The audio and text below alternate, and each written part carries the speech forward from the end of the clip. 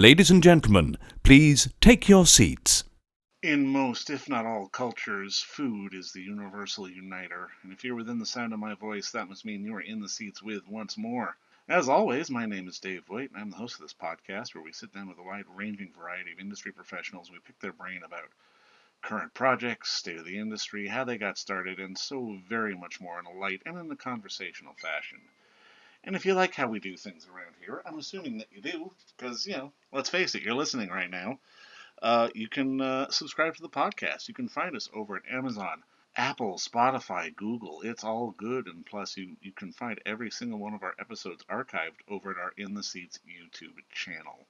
Plus, you can follow us on social media. You can find us on the Facebook, the Twitter, and the Instagram at either at In the Seats or at It's Podcast One for all sorts of updates. And finally, and I say it a lot, but it's important, please visit us over at In the Seats, intheseats.ca, for all the latest and greatest from the world of film, television, basically the moving image at large, because if we love to watch it and write about it and talk about it, we love it when you come by and read about it. So please stop on by. On this episode, this again qualifies in the category a little late to the party, but it's not a bad thing. This film just played the excellent Devour Food Film Festival, which was running in Nova Scotia, but also online, and it just finished up. And it's a fantastic little story about ramen master Masamoto Ueda, who has been serving legendary Tokyo-style ramen to his regulars, and how they've become friends, and how this unique little place has become this fantastic spot, and just sort of it speaks to how food unites us, and culture unites us, and just sort of the joy of coming together for a good warm meal unites us. And well, we had the distinct pleasure of sitting down and talking with director John Daschbach, I hope I pronounced that correctly, about the making of the film. But we also had a chance to sit down with one of his producers, or the producer of the film, excuse me, Mr. Wataru Yamamoto. Sorry I didn't have that pulled up, but it was a fantastic talk with the two of them, and I certainly hope you enjoy it, because I know that I did. And keep your eyes open for Comeback anytime when it hits any sort of VOD platform, or if it's doing another festival run near you, because it's a fantastic film, which will probably make you a little hungry. No, I mean, first off, just congratulations on the movie. Like, I loved it. Oh, thanks. Can you guys walk me through, I guess, maybe the inspiration for the story? Because I didn't, at least from the outside looking in, I didn't expect sort of the experience of ramen to be this sort of borderline religious. I guess I can speak to that. I mean, because that was the impetus for the film, was a real incredible moment that I had at the place after having been going there for a couple years.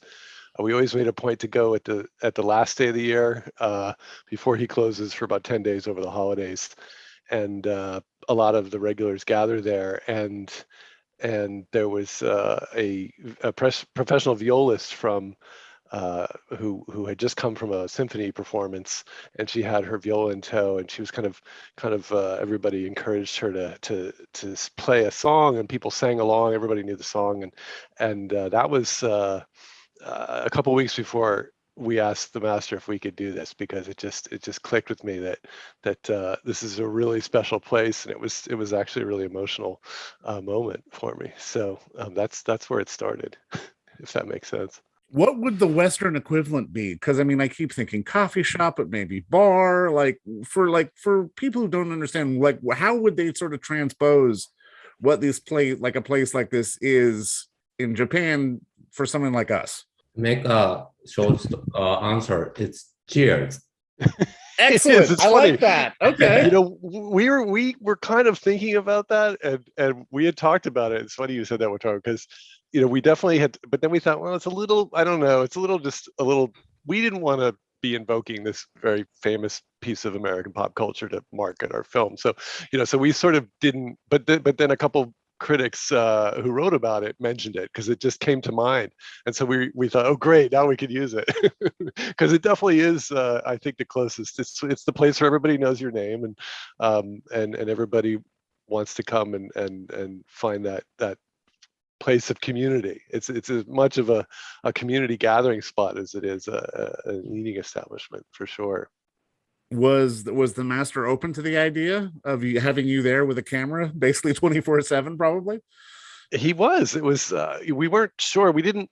I mean, we felt like we knew him. We had been on some of these weekend excursions with him, and felt like we knew him, but not well enough to be sure what he would say. So we were pretty nervous when we asked him. We went. I think it was the day he opened, right after that holiday break, or soon after, right? We went in there, and maybe you can share Yeah, what happened. but for him, it was just like, oh, hey, there are like two new guys tagging along with me over the excursion for 1 year. Great. And he was like, why not? That sounds fun. And so we were really relieved to hear that, because, going there just, a few times a month and following him, with camera is different. That's what we are worried about, but he was totally fine. Yeah, he just and I made a point. I said, look, I've made fiction films before, but I've never made a documentary. And so, but I really had been wanting to try doing something in Japan. And that's when it hit me that night was, this is it. And but I warned him, I said, look, I don't really know what this is going to be. It might be a feature. It might be a short, we're just not sure what it's going to be. And so I he said, well, hey, well, let's find out. And worst case scenario, they'll just have something good to play at my funeral, which is a very true to character for him. Now, I mean, something that I loved about the film is, like, I'm glad that it focused on having patrons as opposed to just being about the food or just being about this master chef. How important was it for you guys to sort of integrate real people into the film to really sort of understand the story of this place? I think it was essential, really, because that was the point. That was the moment. Of course, it's about the food and the relationship between this very real comforting food. It's a classic Tokyo style ramen that people have very, very nostalgic feelings for, and it tastes amazing. But it's not just that. It's really about him and this community that he's built there. So it definitely had to involve the community, and that was another concern: were they going to be accepting of us? But we already sort of were familiar faces because we had been there enough times. And then we just made a point to hang out there for quite a while. I think Wataru suggested, didn't you, that maybe we wait to do the interviews with them till later in the year. We asked the master just to sort of, could you give us a year of access to you and your life and this place, and so we waited a little bit to do those interviews with the regulars because we wanted them to feel like they knew us a little bit. So we had been hanging out in the place filming for several nights, and we had been on some of these weekend excursions with them as well. So we felt like it was important to get to know them and have them be comfortable. And I think that made a difference. It helped them open up a little bit when we talked to them. Now, I mean, for both of you, I'm kind of curious because I love the relationship that we see in the film of just the nostalgia around ramen. And I mean, I might be off base on this, so correct me if I'm wrong. It feels like the equivalent of a peanut butter and jelly sandwich for somebody in the West or that kind of thing. Like, what is it about ramen specifically that evokes this sort of this warm and fuzzy feeling, other than the obvious warm and fuzzy feeling in the soup? That's a really tough question to answer. But yeah, it's for us, I would say it's like everything combined, like pizza, hamburger. It's a comfort food, basically, and you only not have that outside, but you eat at home as well, and we grow up with ramen, and that's just comforting to have. And then his ramen is just that has that kind of nostalgic classic traditional atmosphere. And with his personality and everything, it's just so welcoming. I think that's why a lot of people go back there. And then he literally said to his customers, like, "Mata irashai." That means come back anytime. We actually had a hard time to come up to translate with the right translation, but we decided that's the most accurate, right, John? I think so. Yeah, we were really struggling for a name for this film. We had some awful names, which I don't think I've ever ultimately been responsible for the name of one of my movies. I'm terrible at it. So I had a lot of really bad names, and I think Wataru just said, he says this thing, and it's not something that everybody would say. It's somewhat unique to him. I mean, it's not unheard of, but it's a little bit unique, because usually, shy is what you'd say. Sort of when people enter, so it's almost like I'm gonna welcome you again, and so we thought, well, I remembered I grew up in the north east of the U.S., but my first time in the South, I remember the sort of Southern hospitality and being struck by the when we left a restaurant, some nice owner said, "Y'all come back now, you hear," and so it's sort of that evoking, I think, that sense of hospitality that is, if you've been there once, then you're welcome always. No, and you know what? It's one of those universal things that we tend to take for granted, but it's so commonplace across so many cultures, just being able to have those spaces that people love no matter where you're from. And I mean, I think it's a beautiful thing to be able to show. And I'm kind of curious from both of you, because I mean, obviously when you're making a film like this, you have an idea of where it's going to go, but you're never 100% sure. Like, is there anything in the process along the way that surprised either of you? Let's see. Well, I would say, his energy, I think, was I didn't quite appreciate. Just, he's at the time he was 67 or something, I think, and 66, and he's a little bit older now, but that hasn't changed. So honestly, that was one of the things that surprised me, was just how much energy he has, and I'm in my early, almost mid 50s, and I had trouble keeping up with him a lot of the time. I mean, I was toting some camera equipment, but really he works on his feet 5 days a week. From he gets there, we always tried to get there before him so we could get him arriving, and he was always already there before we got there. Even though whatever time we said, we realized we had to start lying to him about when we were, and then we would show up early, but because he's there, first thing in the morning till 9 or 10 or 11 at night, and 5 days a week, and then he goes out on the weekends, camping and hiking and fishing, and yeah, so for me that was the surprise. I mean, I knew that was what I wanted to capture in some sense, in addition to the community that he's built there and the experience of all the regulars, but yeah, that was a surprise. And then another one was that he was a different person when he was younger, and we tried to get some of that, but it was hard.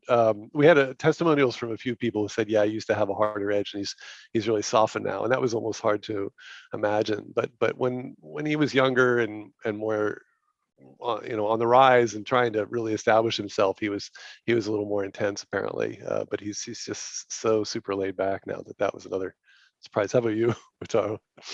Um, well, the obviously, as you see the movie, watch the movie, it's really tiny kitchen, and then I was really afraid that John would, like, break something, and like we will make a huge mess, but that didn't happen, and then that was really surprising for me. And, Me too, actually.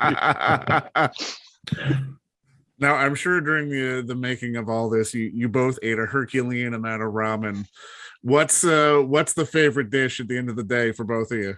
For me, it's definitely his classic Tokyo style chashu ramen. So it's his Tokyo soy-based ramen with extra chashu, just because his chashu is really unique, and the movie goes into that a little bit, how it's a little bit different than the typical chashu, because he didn't really like that himself, and he realized he needed to create a chashu that he could enjoy himself. So for me, it's definitely that. Although we tried them all for sure. Yeah, it's a boring answer, but I would have exact the same.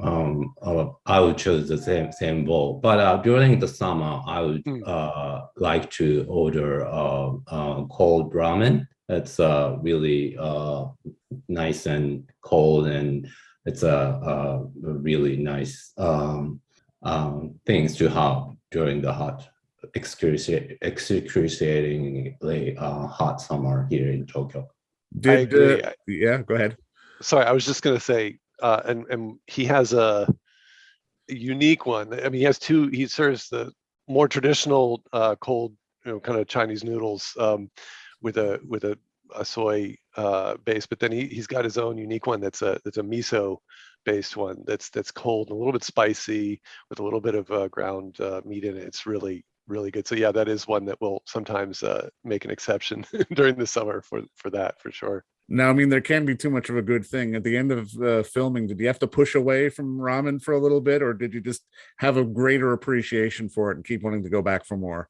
For me, it was definitely the latter. I didn't make this movie because I'm a ramen fanatic.